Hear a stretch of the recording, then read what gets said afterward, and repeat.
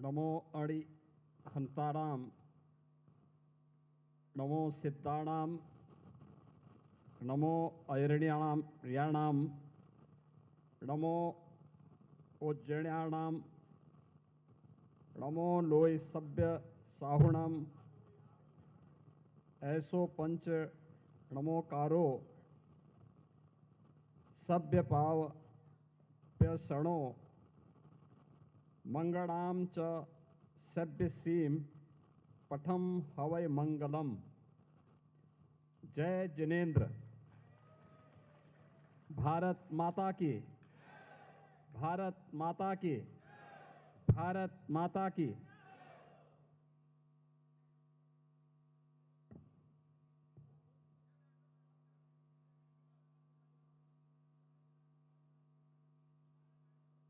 आज के इस पंच कल्याणक महामहोत्सव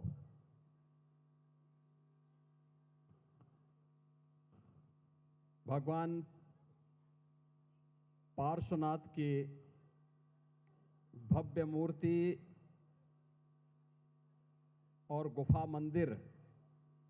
के इस लोकार्पण कार्यक्रम में जिनका सानिध्य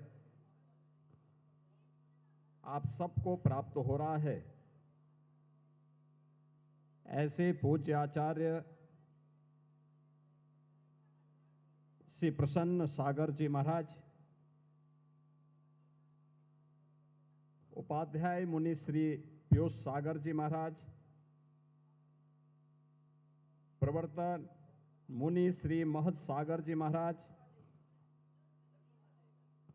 निर्यापक मुनि श्री नौपदम सागर जी महाराज, मुनि श्री अप्रत्य सागर जी महाराज, मुनि श्री परिमल सागर जी महाराज, मंचस्थ अन्य इस परंपरा से जुड़े हुए सभी महानुभाव, इस समारोह में मेरे साथ उपस्थित उत्तर प्रदेश सरकार के हमारे मंत्रिमंडल के सहयोगी श्री सुनील शर्मा जी, नरेश कश्यप जी,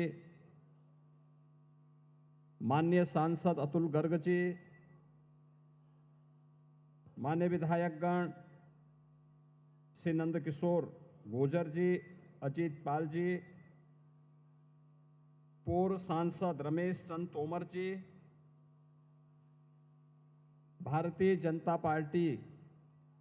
के महानगर के अध्यक्ष मयंक गोयल जी और उपस्थित सभी श्रद्धालुजन, बहनों और भाइयों, ये मेरा सौभाग्य है कि आज मुझे इस गुफा मंदिर में भगवान पार्श्वनाथ और क्रांतिकारी संत पूज्य तरुण सागर जी महाराज की स्मृतियों को नमन करने का सौभाग्य प्राप्त हुआ है।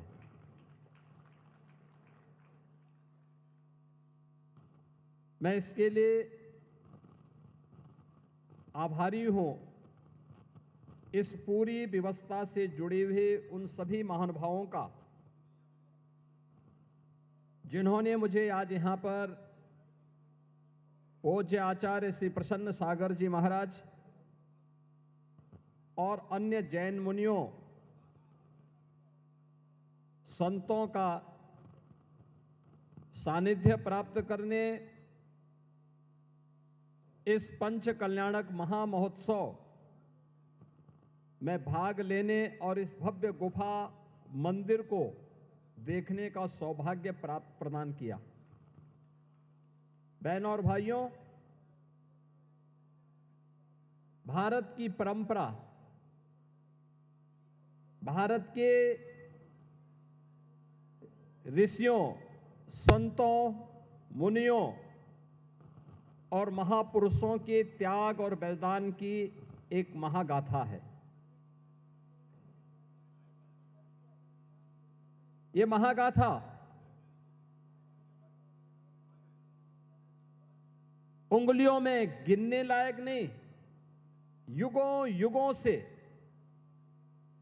यह गाथा विश्व मानवता के लिए एक प्रेरणा रही है। विश्व मानवता इस महागाथा का श्रवण करके, उससे प्रेरणा प्राप्त करके अपने आगे के भविष्य को तय की है और उसी परंपरा को आगे बढ़ाने के लिए आज भी भारत के अंदर हमारी वे पवित्र उपासना विधियां उसी रूप में, उसी श्रद्धा भाव के साथ कार्य करते हुए इस व्यवस्था को आगे बढ़ा रहे हैं। अभी 3 दिन पूर्व यह हमारा सौभाग्य है, अयोध्या में प्रभु श्री राम के भव्य मंदिर के निर्माण में कार्य को पूर्ण करने के इस महायज्ञ का पूर्णाहुति के कार्यक्रम के साथ ही भव्य भगवा ध्वज का आरोहण श्री राम जन्मभूमि के भव्य मंदिर में प्रधानमंत्री जी के कर कमलों से संपन्न हुआ है। पूरा देश और पूरी दुनिया भारत के सनातन के इस वैभव को देखी है, उसको अनुभव की है। और अयोध्या की जब बात आती है तो उसी इक्ष्वाकु कुल के प्रथम राजा भगवान ऋषभ देव, जो प्रथम जैन तीर्थंकर थे, उनका स्मरण भी हर व्यक्ति बड़ी श्रद्धा भाव के साथ करता है। ये उत्तर प्रदेश का सौभाग्य है कि हमारे उत्तर प्रदेश में प्रथम जैन तीर्थंकर भगवान ऋषभ देव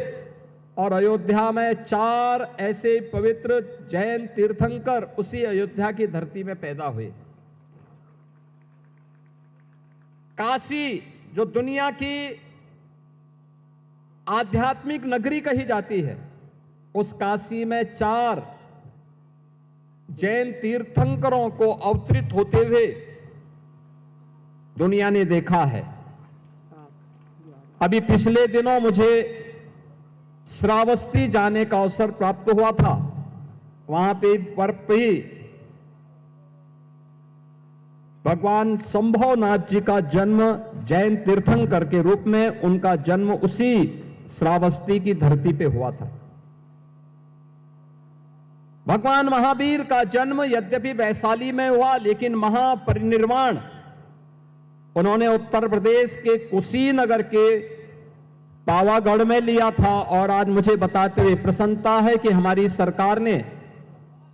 उस फाजिल नगर का नाम, जहां भगवान महावीर ने अपना महापरिनिर्वाण लिया था, उसे हम पावा नगरी के रूप में हम लोगों ने उसके नामकरण को आगे बढ़ाने की कार्रवाई को आगे बढ़ाया है। यानी ये 24 जैन तीर्थंकर जिन्होंने समाज को एक नई दिशा दी, जिन्होंने करुणा की, मैत्री की, अहिंसा की, जियो और जीने दो की एक प्रेरणा विश्व मानवता को दी। और केवल मनुष्य ही नहीं, बल्कि प्रत्येक जीव जंतु के लिए एक नई प्रेरणा प्रदान की। वह आज भी उसकी प्रासंगिकता उसी रूप में बनी हुई है। हमें इस बारे में जरूर ध्यान रखना होगा कि अगर मानव सभ्यता को विकास की नित नई ऊंचाइयों तक पहुंचना है तो हमें भारत के अध्यात्म की शरण में जाना पड़ेगा। याद रखना, अध्यात्म के साथ ही भौतिक विकास हो, सांस्कृतिक उन्नयन हो, या आध्यात्मिक उन्नयन के लिए एक सुरक्षित वातावरण चाहिए, सुसभ्य वातावरण चाहिए, साफ सुथरा वातावरण चाहिए। और यह भारत ने ही पहले भी दुनिया को दिया है, आज भी विश्व मानवता के लिए वह संदेश भारत का ही है, भारत के ऋषि मुनियों का है, भारत की परंपरा का है, भारतीय संस्कृति का है। हम सबको इस बारे में गौरव की अनुभूति होनी चाहिए कि हम सब इन सभी संदेशों को लेकर के, जो भारत की ऋषि मुनि परंपरा ने हम सबको दिया है, अगर हम इसका आत्मसात करते हैं, इसका अनुसरण करते हैं, तो यही विश्व मानवता के कल्याण का मार्ग प्रशस्त करता है। आप याद करिए, गत वर्ष जब प्रधानमंत्री मोदी जी ने उस समय अप्रैल में दिल्ली में विश्व नौकार महामंत्र दिवस पर वन वर्ल्ड वन चैंट कार्यक्रम का उद्घाटन किया था, उस अवसर पर उन्होंने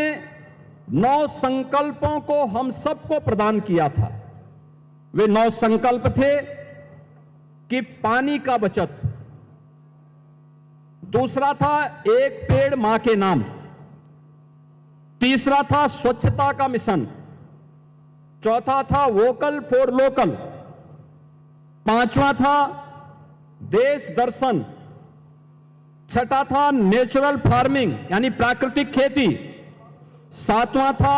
हेल्दी लाइफ स्टाइल यानी योग और खेल को जीवन में लाना, और 9वां था गरीबों के कल्याण के लिए, गरीबों की भलाई के लिए सदैव समर्पित भाव के साथ कार्य करना। और आज मुझे बताते हुए प्रसन्नता है कि जैन मुनियों की जो परंपरा है उसी पवित्रता को आगे बढ़ाने का कार्य कर रही है। मैंने भी यहां पर जब मैं आया था, मैंने आचार्य श्री प्रसन्न सागर जी महाराज, उपाध्याय मुनि श्री पीयूष सागर जी महाराज की दिनचर्या को देखा है, और मैंने जो देखा उनके बारे में सुना, जो मैं देख रहा था कि 557 दिनों की कठोर साधना, 496 दिनों की निर्जल उपवास, तप, अनुशासन और आत्म संयम का एक अद्भुत उदाहरण इसमें हमें देखने को मिला है। ये चीजें दिखाती हैं कि अगर हम संकल्प ले लें तो पिंड माही ब्रह्मांड समाया, यानी सब कुछ जो कुछ हमें बाहर दिखाई दे रहा है वह सब कुछ हमें इस शरीर में अनुभव होते हुए दिखाई देगा। और यह मुझे प्रसन्न सागर जी महाराज की साधना के माध्यम से देखने और अनुभव करने का अवसर प्राप्त हुआ है। मैं आज के इस अवसर पर जब इस पवित्र कार्यक्रम में पंच कल्याणक महामहोत्सव में मुझे भाग लेने का अवसर प्राप्त हुआ है, यहां पे मुझे भगवान पार्श्वनाथ और क्रांतिकारी संत तरुण सागर जी महाराज के इस पावन गुफा मंदिर के लोकार्पण के समारोह में भाग लेने का अवसर प्राप्त हुआ है। मैं आयोजकों को इसके लिए हृदय से धन्यवाद देता हूं, आप सबके प्रति अपनी शुभकामनाएं देता हूं, पंच कल्याणक महामहोत्सव के प्रति अपनी शुभकामनाएं देता हूं, और पूज्य आचार्य श्री प्रसन्न सागर जी महाराज और उनसे जुड़े हुए सभी अन्य जैन मुनियों को यहां पर नमन करते हुए उनका अभिनंदन करता हूं, स्वागत करता हूं।